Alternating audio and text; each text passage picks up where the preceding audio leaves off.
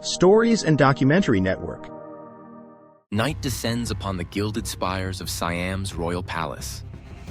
Lanterns flicker across marble courtyards, their light struggling against the growing darkness. Yet behind the gold and splendor, shadows stir. Whispers pass through the corridors like restless spirits, carrying rumors of betrayal, alliances, and the uncertain fate of a kingdom. For centuries, Siam's monarchy stood as a beacon of divine authority, its rulers elevated beyond mortal measure. Kings were seen as both guardians of the Buddhist faith and earthly embodiments of cosmic order. Their words shaped destinies, their presence inspired devotion. But even within such sacred power, one truth endured: no throne is safe from ambition. The question of succession, who would inherit the crown when a king's breath grew faint, was never simple in Siam. Brothers contended with sons, nobles courted favor, and generals sharpened swords in silence. The future of the kingdom could shift with a single decision made in secret chambers.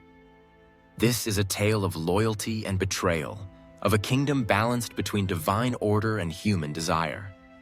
The palace walls stood tall, yet inside them unfolded one of history's most enduring dramas: the struggle for the crown of Siam. To understand the turbulence of royal succession, one must first enter the long corridors of Siamese history. The Kingdom of Siam, modern-day Thailand, was born from a tapestry of earlier civilizations. From the sacred city of Sukhothai in the 13th century, where the concept of kingship fused with Buddhist ideals, to the grandeur of Ayutthaya, which dominated Southeast Asia for over 4 centuries, Siam's monarchy grew in both power and prestige. Ayutthaya became a marvel of its age, a city of canals and golden temples, rivaling the great courts of China and India. Its kings presided over trade networks stretching from the Persian Gulf to the South China Sea. Yet within this brilliance lay the seeds of instability. Unlike European monarchies, succession in Siam was not governed by strict primogeniture. Instead, princes, brothers, and even distant relatives might all hold legitimate claims. The throne was never merely inherited. It was contested, bargained, and, at times, seized. This ambiguity bred a culture where alliances mattered as much as blood. Generals, monks, and noble families shaped the destiny of each reign. The monarchy was not an isolated crown, but a living institution, sustained and threatened by the shifting tides of power. Kingship in Siam was more than governance. It was sanctity itself. Rooted in Hindu and Buddhist traditions, the monarch embodied 2 cosmic roles. As Devaraja, the god king, he was linked to the divine, protector of universal balance. As Dhammaraja, the righteous king, he upheld the Buddhist path, safeguarding the moral order of society. Coronations were ceremonies of cosmic renewal. Priests invoked Brahmanic rituals. Monks chanted Pali verses, and sacred waters were poured upon the new ruler's head. The throne was not merely a seat of power, but the axis of heaven and earth. To obey the king was to honor the cosmic order itself. Yet this divine aura could not shield kings from the fragility of mortality. When illness or death approached, uncertainty spread like wildfire. The absence of a fixed succession law meant that the sacred crown could ignite profane rivalries. Behind the grandeur of rituals, daggers glimmered in the dark. By the late 18th and early 19th centuries, Siam stood at a crossroads. The kingdom had survived the fall of Ayutthaya in 1767, reborn under the Chakri dynasty with Bangkok as its new capital. Yet survival came at a cost. Burmese armies pressed from the west, while British and French colonial powers advanced through Southeast Asia, eager to extend their influence. The monarchy was forced to balance diplomacy with strength. Kings navigated treaties, trade concessions, and foreign envoys, all while preserving Siam's independence. Within the palace, however, politics was equally treacherous. Powerful aristocrats commanded wealth, rivaling the crown. Military leaders controlled armies that could decide succession in a single stroke. In this climate, royal succession became a matter not only of tradition, but of survival. Whoever claimed the throne would steer Siam through the storms of colonial ambition and internal division. The choice of heir was no longer a private matter. It was a decision that could alter the fate of Southeast Asia itself. And so, as one king's reign waned, The palace walls echoed with whispers of rivalry, suspicion, and looming conflict. The air grew thick with intrigue. Siam's future would soon hang by a thread. The king's breath grew shallow. Physicians entered and exited his chamber in silence, their faces unreadable. Outside, the court braced itself for the inevitable, the question of succession. Unlike monarchies bound by primogeniture, Siam's laws offered no simple answer. Sons of the king held claim, but so too did brothers, half-brothers, and, at times, distant kin with strong noble backing. The throne was both sacred and contested, a jewel of divine authority and earthly ambition. Two figures soon emerged as leading contenders. The first, the crown prince, was the king's acknowledged heir, born of a favored queen and groomed for rule since youth. Learned in Buddhist doctrine, schooled in diplomacy, he symbolized continuity. Yet his youth and inexperience drew whispers of doubt. Opposing him stood a half-brother of the king, a seasoned warrior revered by generals and hardened by campaigns along Siam's contested borders. To the aristocracy, he promised stability, perhaps even strength against foreign encroachment. But his rise threatened the delicate balance of palace power, and to the prince's allies, he was a usurper cloaked in martial glory. The kingdom held its breath. Which vision of Siam would prevail, the scholar prince of sacred legitimacy or the warrior with steel in his hand? As the king's health declined, the palace became a battlefield of silent maneuvers. Factions crystallized around the rival princes. The crown prince was upheld by the Buddhist Sangha, the community of monks who declared his karmic merit undeniable. Learned abbots preached of his destined rule, pointing to omens in the stars and passages in ancient chronicles that foretold a young king rising to restore balance. Around him clustered scholars, royal secretaries, and courtiers loyal to his mother's lineage. The half-brother, meanwhile, drew strength from the military and the nobility. Generals, scarred from years of war, respected his command. Aristocratic families, eager to preserve their influence, pledged loyalty to his camp. In whispered conversations, they argued that only a ruler seasoned in battle could steer Siam through the storm of colonial ambition pressing at its borders. The court itself fractured into rival camps. Each faction plotted in silence, but the air was thick with tension. A smile at the evening banquet could mask a dagger hidden beneath silk. The palace was no longer a sanctuary of divine order. It was a chessboard, its pieces moved by ambition. At night, when the palace corridors fell into shadow, whispers grew louder than the clash of swords. Servants carried secret letters tucked into their sleeves. Eunuchs passed messages between princes, risking their lives with every delivery. Even the women of the inner court, concubines, princesses, and royal widows became pawns and players, swaying allegiances through influence and charm. Rumors spread like wildfire. Some claimed the crown prince's food had been poisoned, others that the half-brother planned to seize the throne before the king's final breath. Courtiers reported strange meetings in candlelit chambers, where noblemen swore oaths beneath images of the Buddha, mingling sanctity with conspiracy. Every gesture became suspect. A bowed head, a lingering glance, a hurried step, all carried hidden meanings in a palace drowning in suspicion. The faintest misstep could invite ruin. And as the king's health faltered further, the urgency of the succession grew. Troops assembled quietly outside the capital, their loyalty uncertain. The sound of drums echoed faintly at the city's edge, a reminder that armies, not words, might ultimately decide the fate of the crown. The throne of Siam stood empty in all but name. The struggle for it had already begun. In Siam, religion was inseparable from kingship. To be king was not only to rule men, but to embody cosmic order. The Buddhist concept of karma was invoked to legitimize heirs. A prince destined for kingship was believed to have accumulated vast merit in past lives. The Sangha's endorsement was as critical as the support of armies. But religion was also a weapon. Rival monks aligned with opposing princes, each invoking prophecy and scripture to justify their champion. Temples became centers of political debate, their courtyards filled with gossip of omens and dreams. When a comet blazed across the night sky, some claimed it heralded the fall of the crown prince. Others proclaimed it as a sign of his destined rise. The sacred and the political were inseparably entwined. To question one was to endanger the other. While Siam wrestled with its internal crisis, the outside world watched closely. The British, entrenched in Burma and Malaya, sought to secure trade routes and influence. The French, expanding from Indochina, eyed Siam as the next jewel of their colonial empire. Envoys lingered at court, presenting gifts and veiled threats.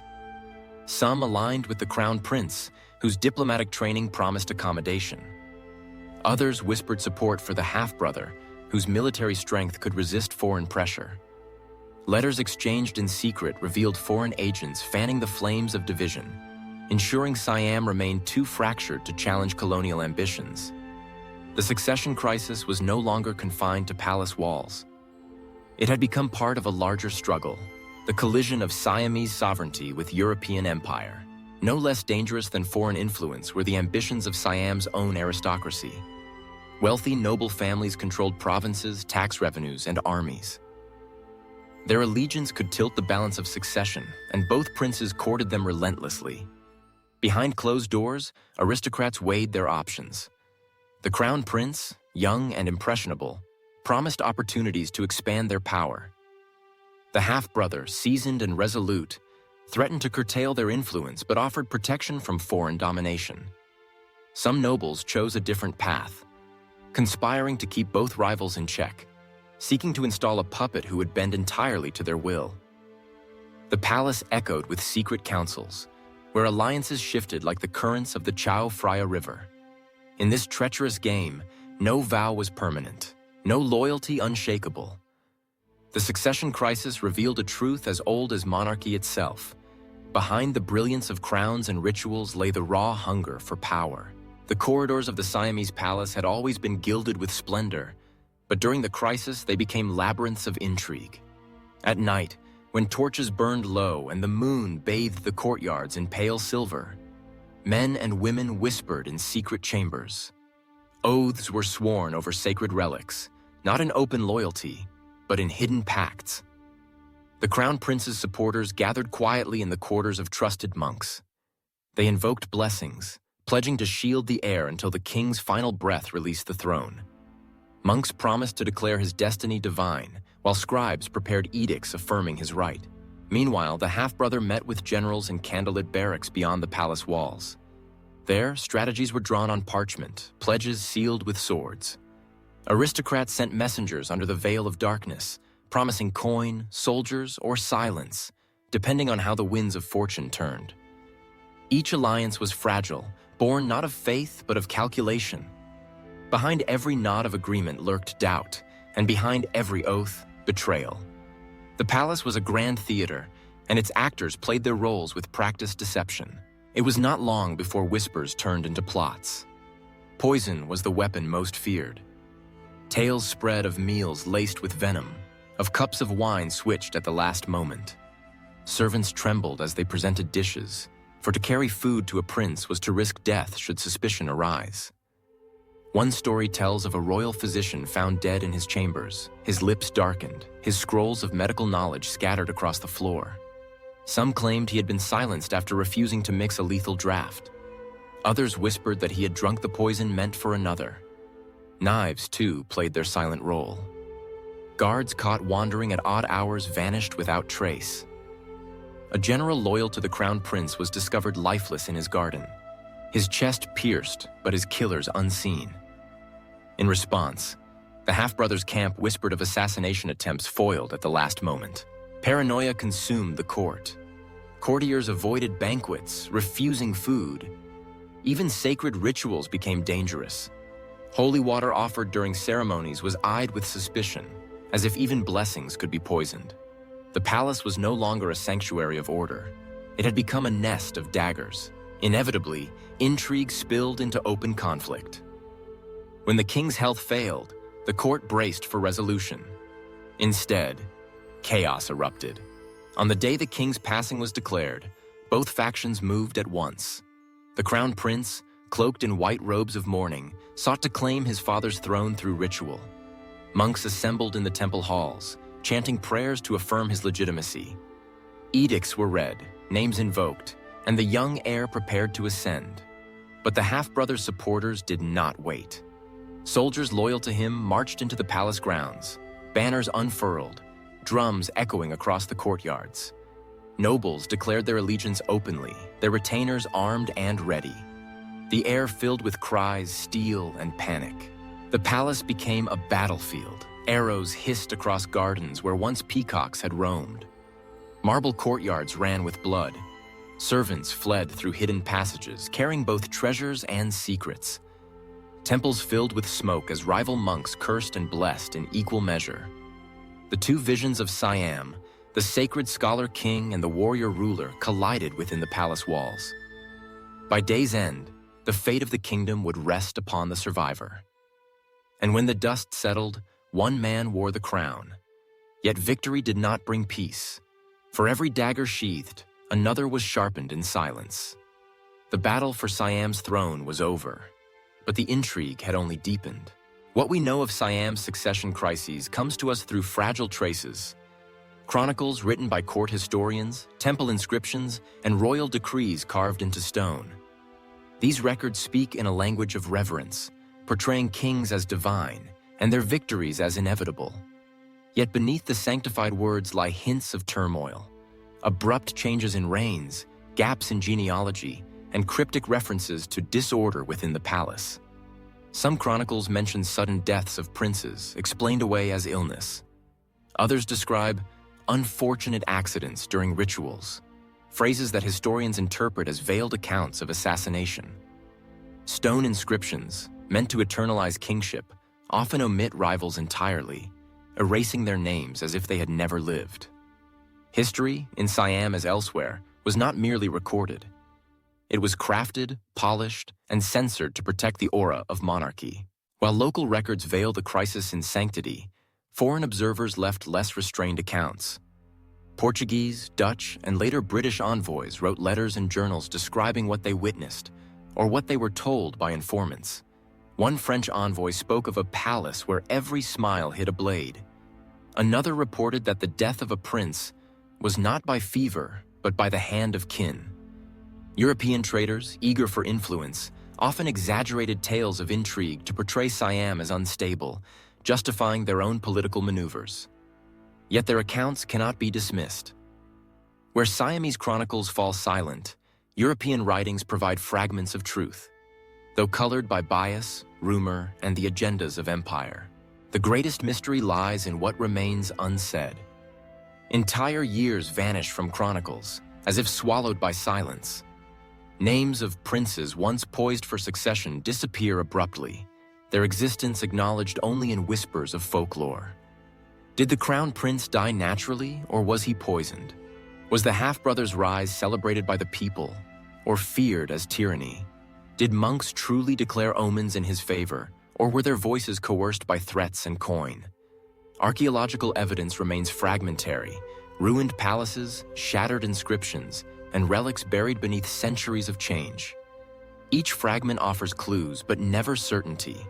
What emerges is not a complete story, but a haunting echo. A reminder that history is as much about what is concealed as what is revealed. The palace intrigue of Siam survives in fragments, leaving us to piece together the truth from shadows and silence. And in those silences, the mystery deepens. When the smoke of succession disputes finally lifted, the monarchy of Siam emerged not broken, but reforged in fire. A king had been chosen, sometimes through bloody conflict, other times through fragile compromise, and the throne once again stood as the axis around which the kingdom revolved. Yet the scars of the crisis remained visible. Palatial halls whispered with the memory of betrayals, and courtiers who had played dangerous games either found themselves rewarded with influence or condemned to exile and obscurity. The chosen monarch understood that stability was never guaranteed. To prevent the cycle of dispute, new structures were often established. Clearer laws of succession, strengthened rituals to legitimize the heir, and tighter control over noble factions. The monarchy became more centralized, its authority more carefully guarded, as though every lesson of intrigue had carved warnings into the royal consciousness. But Siam was never a kingdom in isolation. The crisis and its resolution changed the political map beyond the palace walls. Nobles who had backed the winning faction enjoyed a golden age of power, their estates expanding, their influence reinforced. Others, less fortunate, vanished from the chronicles, their names deliberately erased from history as though they had never existed. Religious institutions, too, gained or lost favor depending on which faction triumphed. Temples aligned with the victorious heir grew rich with donations and patronage, while those who had whispered prayers for the wrong prince found their fortunes dwindling. The Buddhist Sangha remained central, but the crisis reminded monks and abbots alike that their sacred duty was never separate from royal politics. In the shadow of foreign trade and diplomacy, the crisis also altered Siam's relationship with the outside world. European emissaries, Chinese traders, and neighboring kingdoms all watched carefully. For Siam's throne was not only a seat of power, but a fulcrum of Southeast Asian balance. A weakened king could invite invasion. A strong one could resist encroachment. Perhaps the greatest legacy of the crisis was not found in politics, but in philosophy. The fragile nature of kingship became undeniable. Succession was not simply a hereditary right. It was a theater where legitimacy, charisma, religion, and force all collided. The throne belonged not only to the bloodline, but to whoever could command loyalty, bend belief, and survive betrayal. Every prince, every faction, every monk who stood in those halls learned one thing: the crown was never inherited, it was won. And yet, even in victory, the question lingered: how long until the wheel of intrigue turned once more? Centuries later, Siamese storytellers still whisper about the crisis. Some say that the rightful heir was poisoned in silence, his name erased before he could ascend. Others claim that a secret council of nobles, not fate or merit, decided the monarchy's future. Still others speak of supernatural omens, the cry of a white elephant, a blood-red moon, that foretold who would sit upon the throne. In the villages beyond the palace walls, legends grew. Tales of hidden princes who escaped assassination, of heirs who walked among commoners in disguise, of royal lines secretly extinguished. These stories blur the line between history and myth. Yet they endure, not because they can be proven, but because they capture a deeper truth. That power in Siam was never as secure as the Golden Palaces suggested. Historians today wrestle with frustrating silences. Inscriptions end abruptly, chronicles contradict one another, and foreign records, while vivid, are tainted by misunderstanding and bias. Entire chapters of Siam's royal story are missing, as though the palace itself conspired to keep its secrets hidden. Why were certain names erased? Why did scribes choose silence at pivotal moments? Was it fear, loyalty, or deliberate manipulation of memory? The truth lies buried beneath layers of politics and time. Even archaeology offers only fragments: crumbling palace walls, temple inscriptions, faded murals that hint at ceremonies of succession. But the human drama, the whispers in corridors, the daggers in the dark, remains tantalizingly out of reach, and so the mystery lingers. We can reconstruct, we can theorize, but we cannot know everything. Perhaps that is the final triumph of Siam's palace intrigue, that even centuries later, the palace still guards its most dangerous secrets.